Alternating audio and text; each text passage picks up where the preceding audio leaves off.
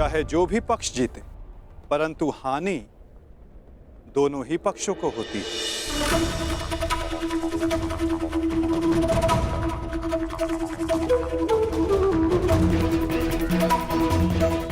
युद्ध की हानि तो उन्हें होती ही जो युद्ध में भाग लेते, और उन्हें भी होती जो युद्ध में भाग नहीं लेते।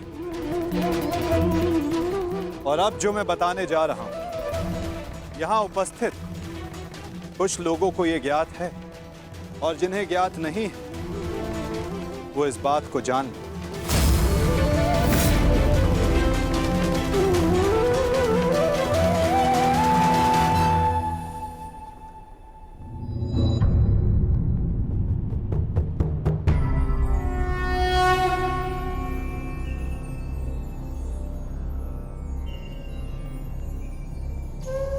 इस युद्ध के लिए ये कुरुक्षेत्र की भूमि उचित क्यों है?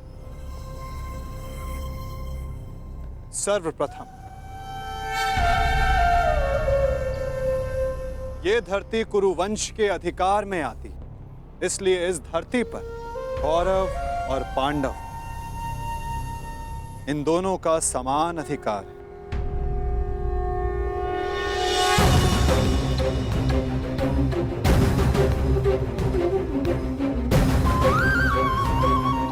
ये भूमि, ये पवित्र स्थल देव नदी सरस्वती के दक्षिण और दृश्यवाही के उत्तर दिशा में आता है।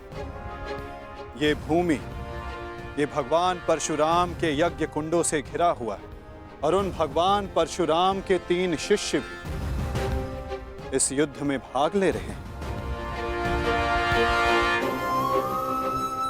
महर्षि कुरु ने बरसों तक इस भूमि को जोता और देवों से यह वरदान प्राप्त किया कि जो भी इस भूमि पर मृत्यु प्राप्त करेगा उसे मुक्ति मिलेगी, स्वर्ग मिलेगा।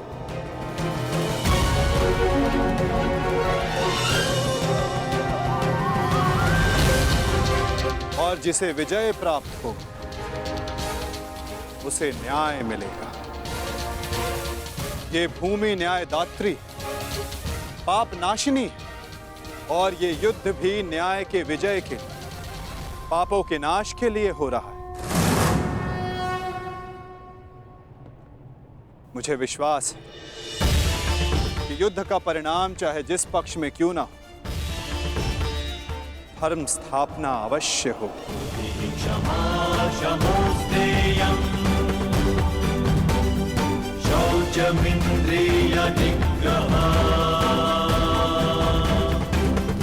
आज से 1 सप्ताह के बाद युद्ध की तिथि निर्धारित हुई। दोनों ही पक्षों के पास युद्ध की तैयारियां करने के लिए 1 सप्ताह का समय है।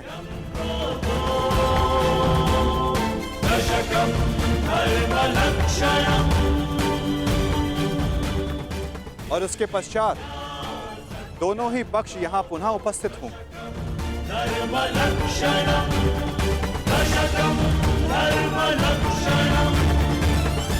युद्ध के नियम निर्धारित करेंगे, फिर आरंभ होगा महाभारत का।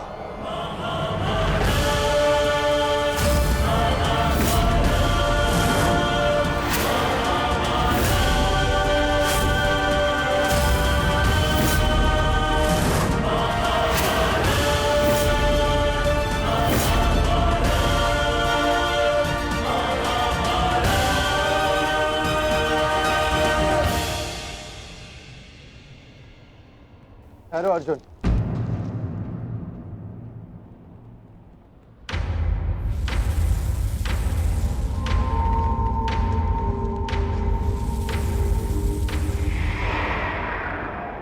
युद्ध से पहले भी आप हमारे श्रद्धेय थे, युद्ध में भी होंगे और युद्ध के पश्चात भी।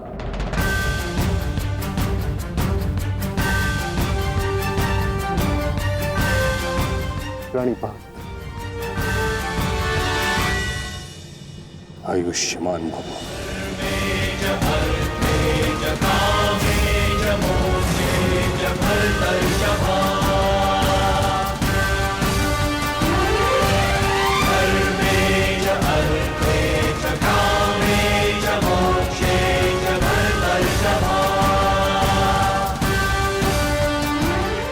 यशस्वी भव।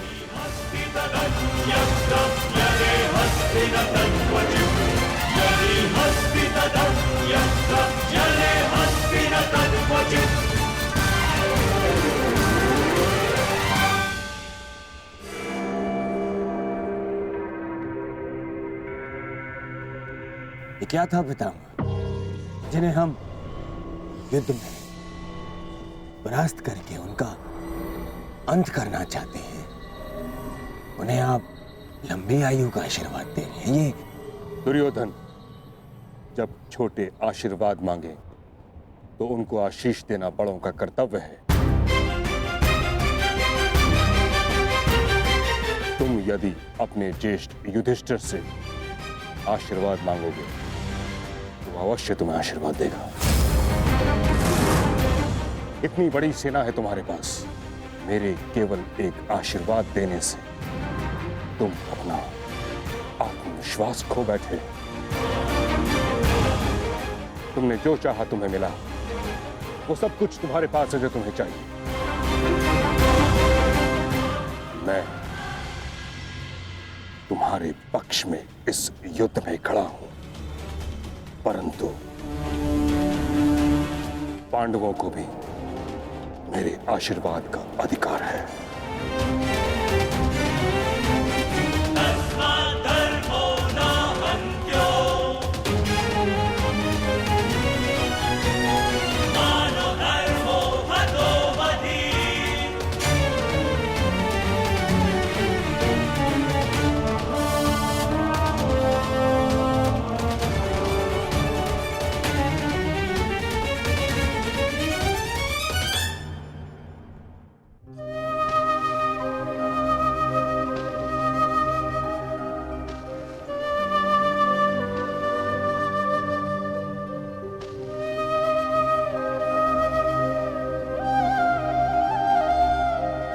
माते,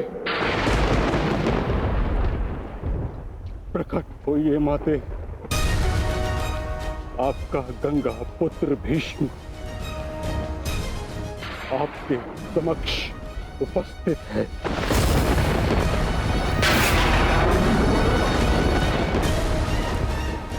क्या मेरी आवाज आप तक नहीं पहुंच रही? समूचे संसार को अपने जल से शीतलता प्रदान करती हैं आप। आज अपने पुत्र के जलते हुए हृदय को शीतलता प्रदान करिए माते। प्रकट होइए। समझ गया मैं। आप मुझसे रुष्ट हैं, असंतुष्ट हैं। आप कर भी क्या सकती? इस पथ का चयन अपने लिए मैंने स्वयं किया। यही मेरा दोष है। मेरा दोष वो प्रारब्ध है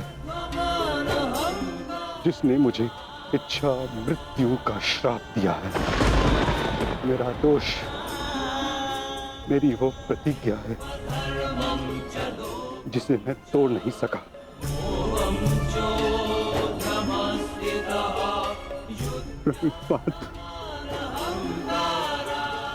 आज आपका ये पुत्र आपके आशीर्वाद के बिना ही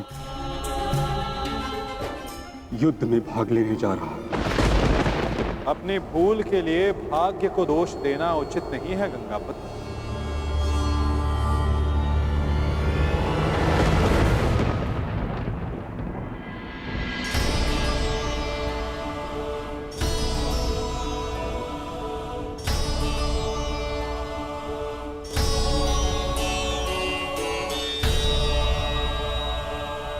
एक योद्धा को इस अवस्था में देखना भी तो उचित नहीं वासुदेव। मेरे समक्ष केवल एक योद्धा ही कहां खड़ा है? मैं तो उस पुत्र को, उस पितामह को देख रहा हूं जिसकी दृष्टि में अपराध बोध है और मन में पश्चाताप की अग्नि। सत्य कहा आपने। आप एक योद्धा को नहीं, एक अभागे को देख रहे हैं। मुझसे बड़ा अभागा इस संसार में कौन होगा। एक ऐसे युद्ध में भाग लेने जा रहा हूं जहां मेरे ही वंश के लोग एक दूसरे के रक्त के प्यासे हैं।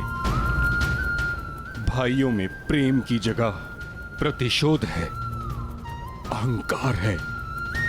बाण किसी ओर से भी चले, छाती मेरी ही छलनी होगी।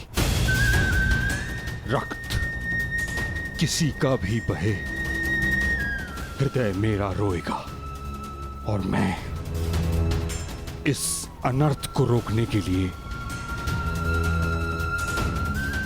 कुछ भी नहीं कर सकता।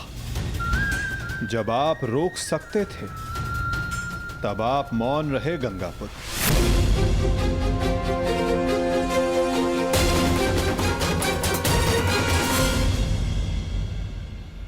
इस युद्ध को संभव बनाने में आपका भी योगदान है गंगापुत्र। उस अधर्म के आप भी भागीदार थे। भागीदार नहीं वासुदेव, विवश था मैं अपने वचन से, अपनी प्रतिज्ञा से बंधा हुआ था। आपकी प्रतिज्ञा हस्तिनापुर के सिंहासन की रक्षा करना थी। और हस्तिनापुर एक वस्तु, एक राज्य नहीं, एक सोच थी जो भारत में धर्म का उदय कर रही थी। वचन या प्रतिज्ञा कभी उस कारण से अधिक बड़ी नहीं होती जिसके लिए प्रतिज्ञा ली गई है। आपकी प्रतिज्ञा का कारण था हस्तिनापुर की सुरक्षा, अपने वंश का यश। और आज आपकी प्रतिज्ञा हस्तिनापुर को, आपके वंश को कहां ले आई है गंगापुत्र? आपने हस्तिनापुर को ऐसा राजा दिया जो अपनी ही प्रजा के अश्रु नहीं देख सकता, ऐसा युवराज दिया जो अपनी ही भ्राताओं की संपत्ति से द्वेष रखता है। आपके इस वचन ने एक स्त्री का भरी सभा में सबके समक्ष मान मर्दन होने दिया। माता पिता अपनी संतान को वचन देते हैं कि वो उनका साथ देंगे, परंतु अपनी संतान को सही मार्ग पर रखना माता पिता का कर्तव्य होता है। यदि उचित समय पर आपका धनुष उठा होता, आपने अपना स्वर उठाया होता, तो आज संपूर्ण भारत महाभारत की चौखट पर ना खड़ा होता गंगापुत्र।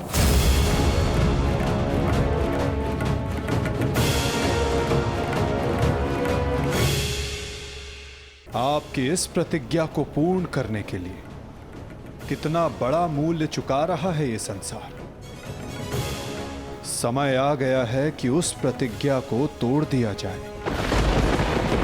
क्योंकि उचित और अनुचित की परिभाषा प्रतिज्ञा से नहीं, अंतरात्मा की पुकार से बंधी होती है गंगापुत्र। ये चुनाव आपका था और इसका फल भी आप ही भोगेंगे। अपने चुनाव के लिए आप स्वयं उत्तरदायी हैं गंगापुत्र, ना कि आपकी प्रतिज्ञा और ना ही आपका प्रारब्ध। ठीक कहा आपने वासुदेव। मैं अपने चुनाव का उत्तरदायित्व अपने सर लेता हूं। मेरा चुनाव है कि मैं अपना वचन तोड़ नहीं सकता। निराशा हुई मुझे ये जानकर। कदाचित इसके लिए पांडव आपको क्षमा कर दे, कदाचित याज्ञसेनी आपको क्षमा कर दे, कदाचित मैं आपको दोषी ना मानूं, परंतु इतिहास आपको इसके लिए कभी क्षमा नहीं करेगा गंगापुत्र।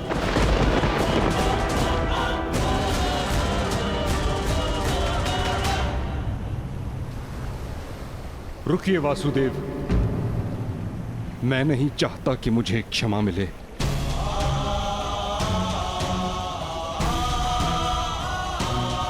वचन पूर्ण करने का पुण्य मुझे मिले न मिले, परंतु मौन रहने का दंड मुझे अवश्य मिलना चाहिए।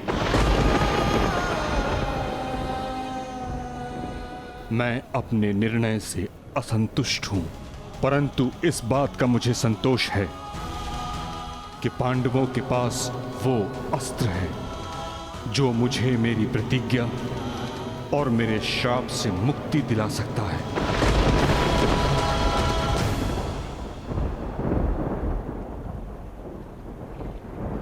आप भली भांति जानते हैं कि मैं किसके विषय में बात कर रहा हूं, किंतु पांडवों को इसका ज्ञान नहीं। उनका मार्गदर्शन आपको करना होगा वासुदेव। भीष्म नामक समस्या का समाधान आप उनको सुझाएंगे। समाधान अपने गंतव्य तक पहुंचने को है गंगापुत्र।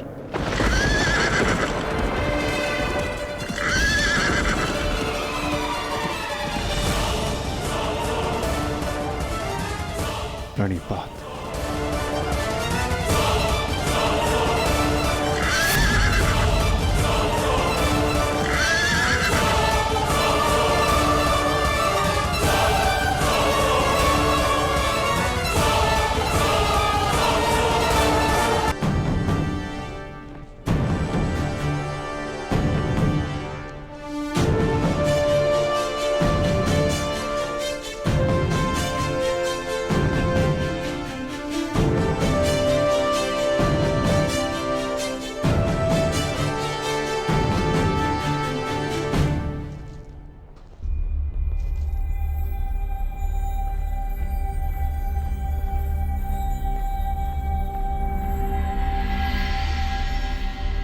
पिताश्री,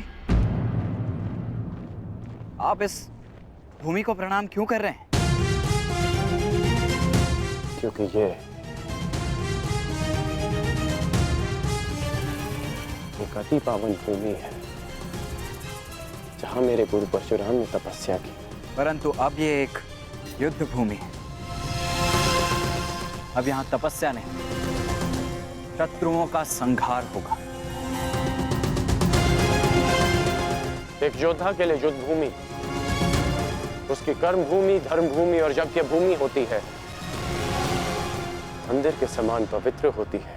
परंतु पिताश्री, मेरी दृष्टि में ये सोच एक योद्धा को युद्ध में निर्बल बनाती है। मेरा मानना है कि योद्धा जब तक क्रोधित ना हो तब तक वो प्रहार नहीं कर सकता। नहीं,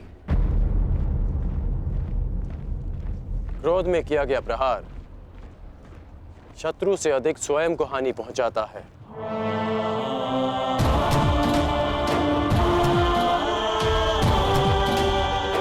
परंतु ये तुम्हारा नहीं, तुम्हारी आयु का दोष है।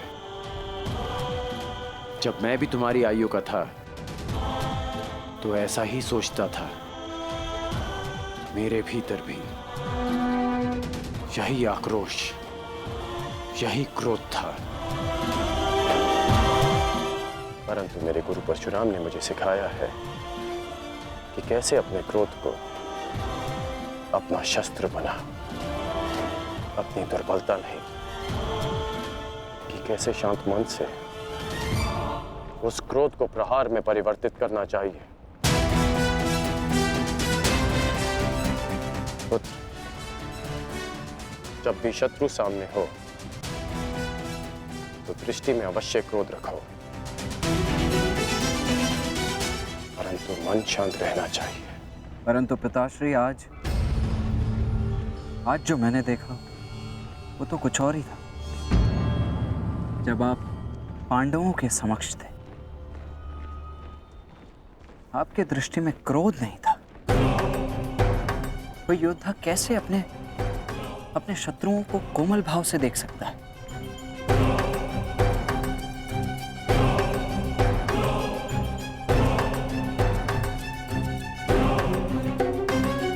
आवश्यक नहीं कि हर कोई जो हमारे विपक्ष में खड़ा हो, हमारे विरोध में खड़ा हो, वो हमारा शत्रु हो।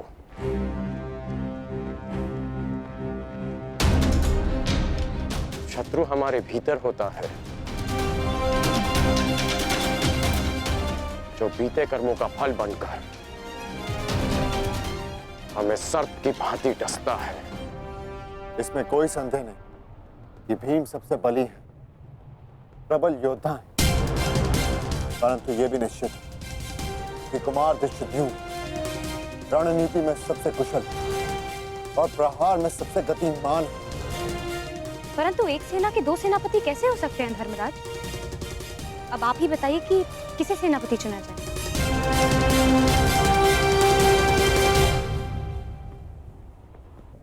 मेरा निर्णय यह है कि हमारी सेना के नेतृत्व के लिए सबसे अधिक योग्य एक विकल्प शेष है युधिष्ठिर।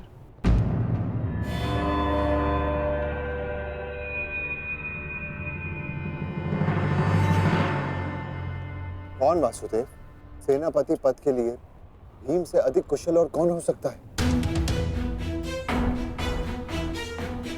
भीम की कुशलता पर मुझे कोई संदेह नहीं, परंतु हमें एक ऐसा सेनापति चाहिए जो युद्ध में गंगा पुत्र के समक्ष खड़ा हो सके।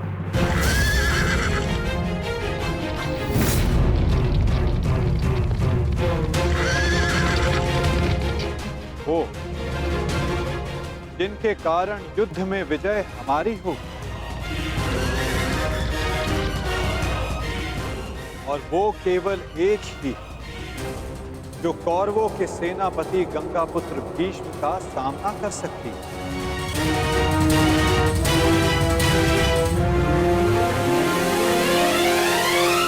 शिखंड।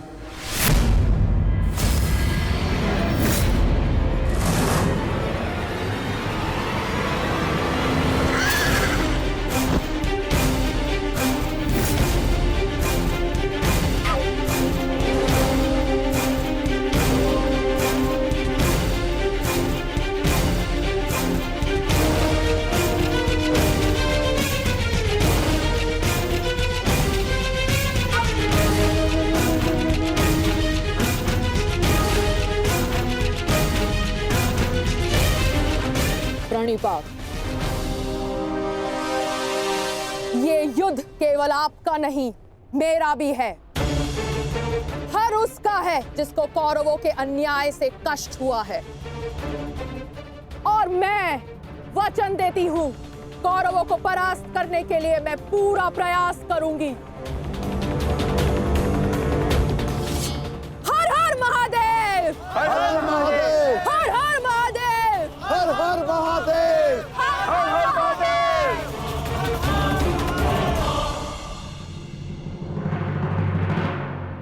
एक समस्या अब भी सामने है वासुदेव। हमारे पास 7 अक्षौणी सेना है और कौरव सेना 9 अक्षौणी है। हमें कोई ना कोई समाधान अवश्य निकालना होगा वासुदेव। उन पांडवों के पास 7 अश्विनी सेना है और हमारे पास 9। चिंता करने की आवश्यकता उन्हें है, हमें नहीं। यदि तुम यूं ही बैठे बैठे आनंद मनाते रहोगे ना दुर्योधन, तो शीघ्र ही ये समीकरण बदल जाएगा। ना, मेरे कहने का तात्पर्य ये है कि शीघ्र ही ये समीकरण बराबर का हो जाएगा दुर्योधन। समझ गए? कैसे? मद्रराज शल्य स्मरण है? नकुल सहदेव का मामा है वो, मामा। और हर मामा अपने भांजे के अतिरिक्त और किसी का सगा नहीं हो सकता ना? और ये बात तुमसे अधिक कौन जान सकता है? उसके पास 2-2 अक्षौणी सेना है, 2-2, और वो भी अति शक्तिशाली। वो यदि पांडवों के पक्ष में चला गया तो पांडवों की शक्ति हमसे अधिक हो जाएगी निश्चित। और हाँ, कलिंग का स्वयंवर तो स्मरण है ना तुम्हें दुर्योधन? शल्य को शत्रु का क्रोध अधिक शक्तिशाली बना देता है। देखा है तुमने? देखा है ना? और हाँ, मैंने तो ये भी सुना है कि शल्य सेना का हर एक सैनिक शल्य की इस विद्या में थोड़ा कम, थोड़ा अधिक कुशल है। ये तो चिंता का विषय है मामाश्री। नहीं होना चाहिए। शैल्य को अपने पक्ष में कैसे किया जाए? है, मेरे पास एक योजना है दुर्योधन। मद्रराज शल्य अपने वचन का पक्का है, परंतु चरित्र का थोड़ा सा कच्चा। ये स्वभाव से थोड़े रसिक भी है। तुम समझ रहे हो ना मैं क्या कह रहा हूँ? रसिक है थोड़ी सी। चल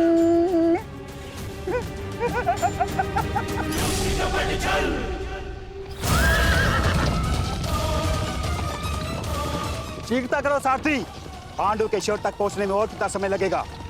हम शीघ्र ही वहां होंगे महाराज।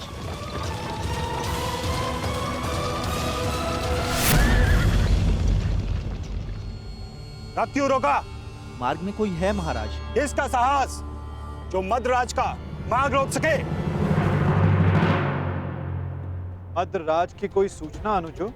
अब तक मामाश्री का कोई समाचार नहीं आया है। समझ में नहीं आता किस कारणवश उन्हें इतना विलंब हो रहा है। प्रतीक्षा केवल दुर्बल करते हैं नकुल, योद्धा केवल प्रयास करता है। युद्ध आने को है, कहीं ऐसा ना हो कि तुम प्रतीक्षा करते रह जाओ और शत्रु अपने प्रयास में सफल हो जाए। अभी युद्ध के नियम निर्धारित नहीं हुए हैं। किसे क्या, कब, कहां, कौन सी अनहोनी हो जाए।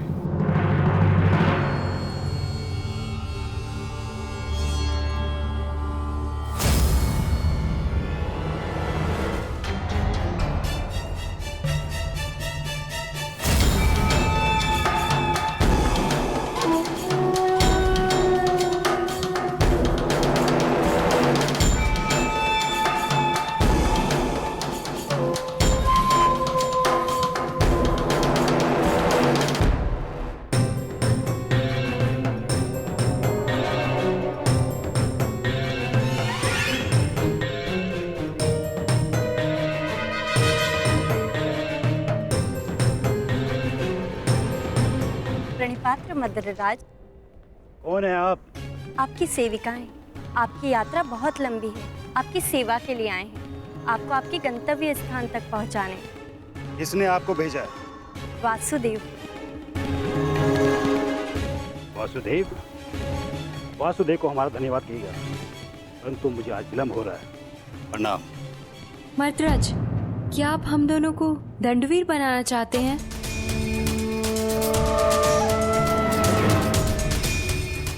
और वैसे भी युद्ध प्रारंभ होने में अभी कुछ दिन शेष हैं।